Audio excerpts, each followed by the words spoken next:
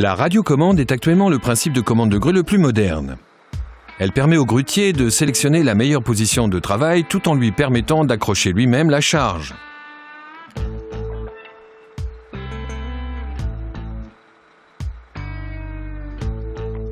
Le pupitre de commande réunit toutes les fonctions requises pour le fonctionnement normal de la grue. Différentes configurations et tailles de transmetteurs sont disponibles.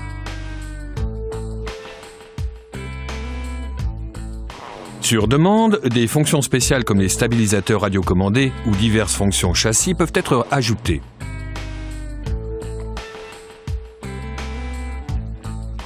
Après avoir sélectionné le mode radiocommande sur la grue à l'aide de l'interrupteur à clé, démarrez la commande en déverrouillant la touche d'arrêt d'urgence et appuyez sur le bouton de démarrage. La diode de contrôle rouge indique que l'émetteur fonctionne. Quand la diode clignote, cela signifie que la batterie du pupitre émetteur est faible. L'installation ne peut être démarrée que lorsque tous les leviers de commande se trouvent en position neutre.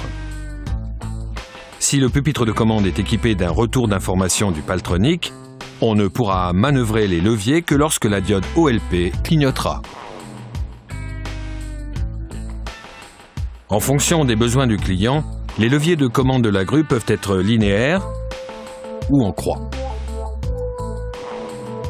Quel que soit le type de levier, ceux-ci sont proportionnels et permettent de manœuvrer la grue avec une grande précision.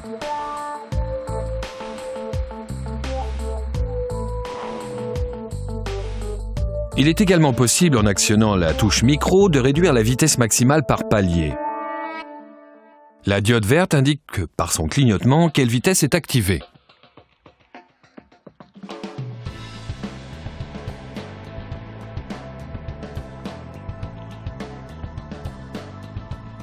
En cas de danger, le pupitre émetteur sera immédiatement désactivé à l'aide du bouton d'arrêt d'urgence et toutes les fonctions de la grue seront interrompues.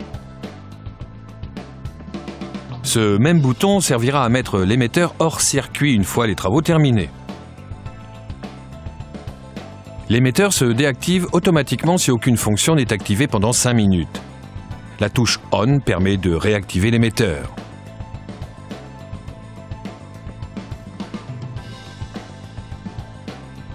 En cas de signaux parasites, il suffit d'appuyer 2 fois sur le bouton de démarrage pour changer de fréquence.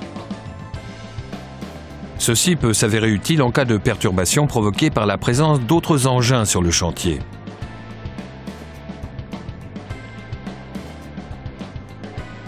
Si pour une raison quelconque le mode radio est indisponible ou non autorisé, il est toujours possible de faire marcher l'installation avec le câble fourni sans émettre de signal radio.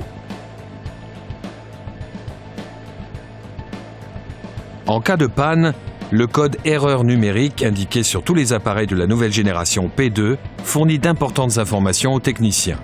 Par conséquent, il est utile de pouvoir communiquer ce code par téléphone à l'atelier.